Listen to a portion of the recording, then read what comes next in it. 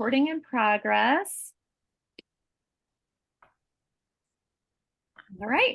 Welcome, everybody. Thank you so much for joining us tonight. My name is Laura Jackson. I'm the volunteer manager for AHC, and we will dive just right into our presentation and then into breakout rooms. So really appreciate you taking the time to come tonight, and appreciate you volunteering with our kids. Thank you. All right. And I do have a quick question for y'all. Am I still sharing my screen and can you see it? You cannot see your screen. All right, let me redo this.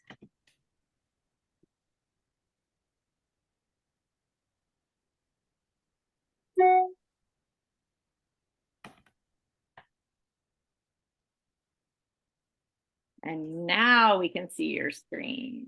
Right, amazing. Welcome again. Thanks for joining. So if you don't know me, I'm assuming most of you don't know me, I'm Zoraya, and I'm the Resident Services Manager at the Apex. And this is my third year leading team program there. And I'm just sharing a few resources with y'all to see if they could add to your sessions with the students. If at any point you have any questions, feel free to raise your virtual hand or your physical hand. Or you can always shoot me an email or shoot Laura an email or any of our staff in here. They all know all the information I'm about to share. And I will monitor the chat so people can also put questions in the chat.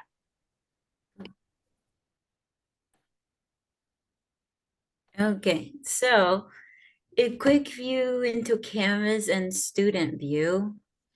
I highly encourage all the mentors to look at the students' Canvas every time that they meet. This helps with the students, like keep them organized and then see what classes they're taking, what their grades are, any assignments they're working on, missing assignments, upcoming assignments. It's really a great platform where you can get more information about how school is going for them. And then allow the students to show you their account. If they don't have their sign-in, staff at the site should have their login information for Canvas. So let me show you what it looks like when they log into Canvas, and they are the best experts at this. They can show you what it looks like. It takes a little bit of getting used to. So that is why I encourage you guys to just check in every night and see, because every teacher has a different display on their class. But for example, you see the menu over here. If you go to dashboard, you're able to see all of their classes, and you can click on the icons at the bottom. I usually recommend for you to go into the courses button, and then you'll be able to click on the specific class. And once you are in that class, you'll be able to see their grades, their assignments, the syllabus, and information that the teacher might have posted. Now, this is where it looks different for every teacher. Some teachers post the missing assignments or assignments on an actual assignment tab, but other teachers post them under grades, and there are some teachers that post them under the syllabus. So you just have to kind of look around, meet with your team and see what each teacher does so that you can help them keep track of assignments. The calendar tab, it's very general. It has all the classes included. It will show all the quizzes, the tests, assignments, announcements that are coming up for the month. And sometimes you can see the next month as well. So maybe you want to talk about a certain topic with your student. This could be a great place for you to see what's ahead and plan a lesson or plan a discussion with them.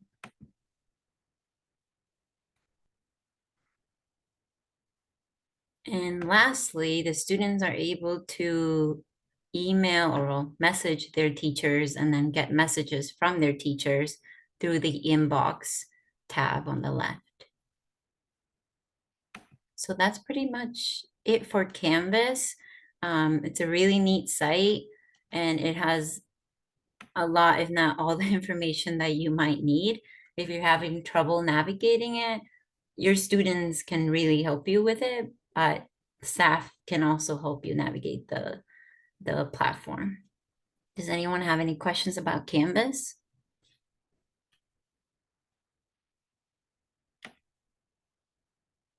And I can't see you all. I just put you to the side because I couldn't see the slides. So just let me know. The difference between Canvas and StudentVue. StudentVue, I usually go there just to see their grades, mainly quarter grades and progress report grades. So I'm gonna click on here and show you what it looks like if it allows me to. I guess not.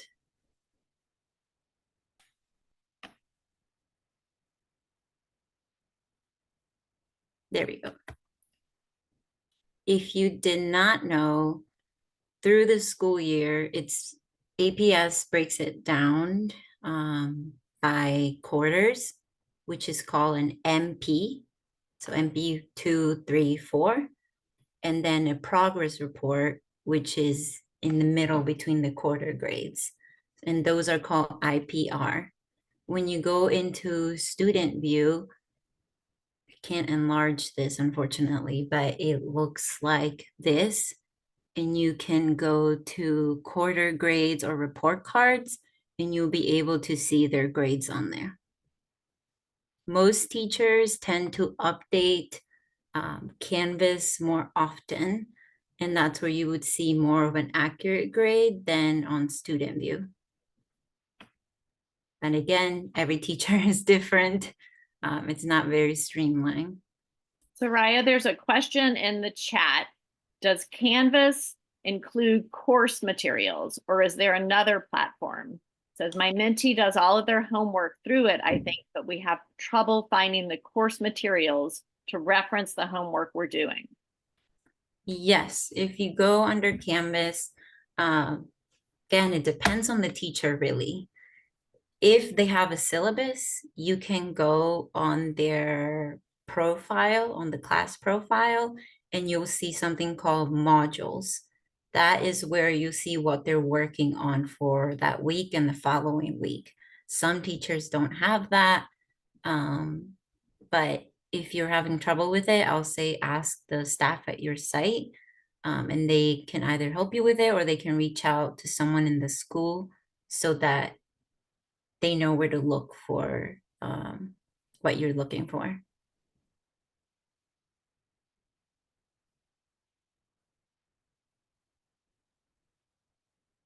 Okay. So moving on, I wanted to briefly mention what we have added to our teen programs this year. It's something new. We wanted to expand on social emotional learning, and we are doing this project called the Positivity Project, or short P2. And I will show you a video in a second, and you'll see it's from a middle school student. But to tell you more about what the Positivity Project means, it's a way for staff, educators, mentors to empower youth to build positive relationships and become their best selves. And the way that that's done is staff lead lessons, weekly lessons with the students to talk about character strengths or character traits and what those are. They're based on positive psychology, and they're positive traits that are expressed through actions, thoughts, feelings, and they can look like for example, a trait could be leadership, courage, perseverance, kindness, love of learning. So they learn about this every week. It varies per site on how staff lead these lessons, but every week they should be reviewing one of the traits. And to give you an example of kind of the overall model of what it does, if you see this picture over here, once we're consistently exposing the teens to the character strengths vocabulary and everything that they're learning through the positivity project, it allows the students to understand and appreciate each other's character traits, and also increases self-awareness and self-confidence. And overall, it leads to them knowing what positive, healthy relationships look like, which in turns helps, the classroom, the environment that they're in. Any questions about the Positivity Project or P2? No mentors are leading it yet. It's just something that we've started in our programs. And I've also added some resources on here at the bottom where you can click on them, and we'll share this slide with you all. Any link will be underlined. And to quickly show you our P2 calendar, this is what it looks like. We're in February. Last time my students learned a little bit about curiosity. And the links on here, you are able to open and click on the blue links. However, you can't open the yellow links. But if you want to know what we're working on each week with the students, you can get a quick view on the calendar. Staff should also have social emotional learning resources or worksheets that they could share with you if you want to focus on that. Then that's a place to start. But also just having conversations with teens about what does it mean to learn or to know what social emotional learning is can start the conversation with them. The last resource on here is, I know it says for families, but it's also for educators, and it's really neat. You'll see all the 24 character strengths on here. And let's say I choose optimism.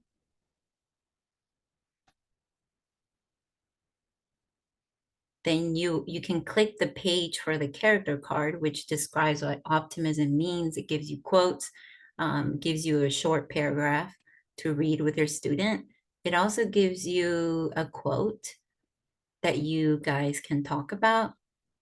It's paired up with a quick video, and then it has 3 questions that you can discuss with your teens.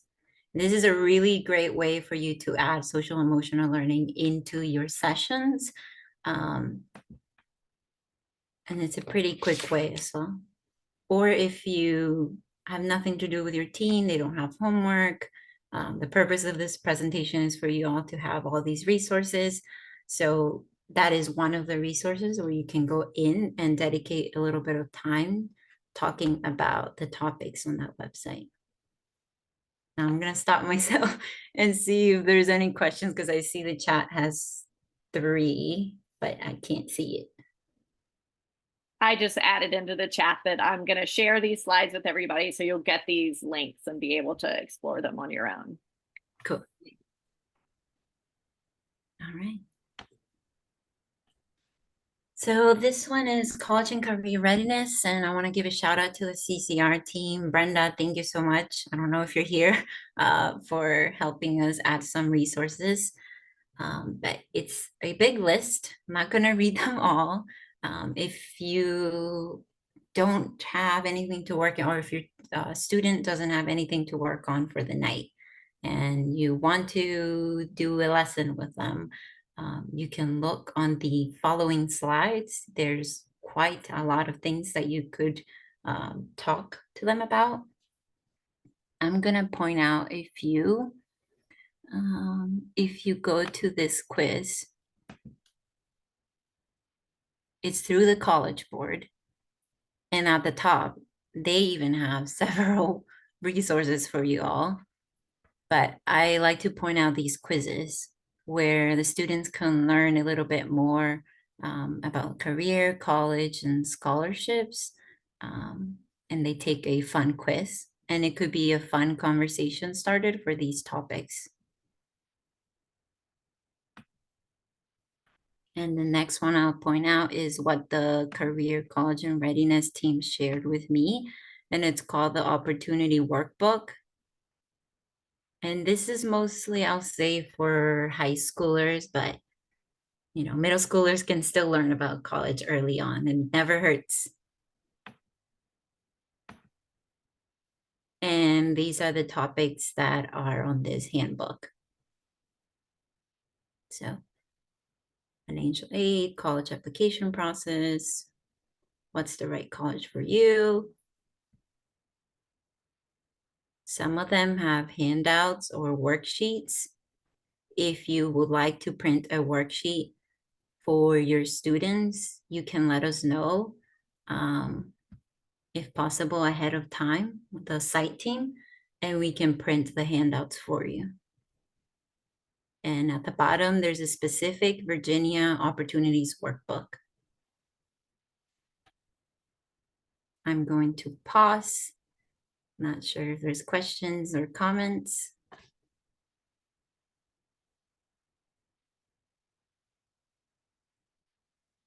I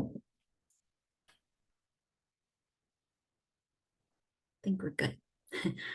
The other resources we've listed here are get to know you games, or just get to know you activities. As you know, it's important to get to know your student so you can establish that mentorship with them. And forming the mentorship takes a lot of time. So it's great when you dedicate a portion of your time to getting to know your teen and them getting to know you. I think that's something that could oftentimes go dismissed, but makes a huge difference. At our site at the Apex, we are lucky to have quite a few volunteers that have been with us for 3 years or 2 years, and they've developed this mentorship with their student, and you can clearly see the impact that they've had. So I've listed a few things on here. There's icebreaker games that you could do, which is simply starting conversation. Every site has board games that you could play with them. And you could also ask them about their academic and enrichment goals that they set with us at the beginning of the year. We follow up with each student every 2 months to see where they're at with those goals. And then the lessons and activities are just different other types of activities that you could do with the students, like learning how to volunteer. You could read current events. I've had a tutor in the past get a book or have the site get a book for the teen, and then they read a certain section of the book, and the following the following session, they meet and talk about what they read. There's Khan Academy. I'm sure most of you know about it. If they want to get extra practice, that's there. You can help them open a library card. You'll be surprised at the amount of students that don't have a library card. And the library itself has way too many resources that you both can search. So that's an important one. Most sites have workbooks that you can borrow, academic workbooks. And some sites have folders per student that contains extra lessons or activities that you could do with them.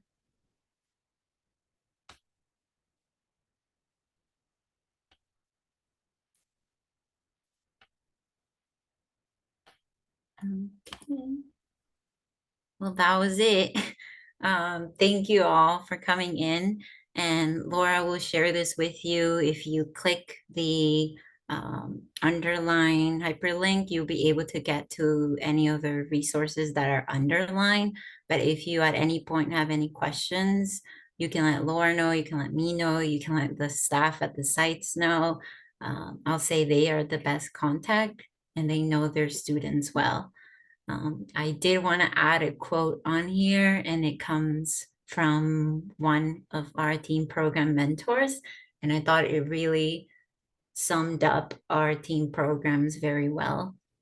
And I'm sure y'all can read it, but I'll read it as well. A reminder that showing up consistently is super important, even if you don't end up doing much tutoring. Positive adult relationships are a huge protective factor for youth health and well-being. And I just want to say thank you all for volunteering into our programs and being that person for our teens. It really makes a difference. And it's okay if you end up not doing anything on your session, as long as you're getting to know them, talking to them, guiding them in their future, everything counts. And that was it. All right. Thank you so much, Zariah.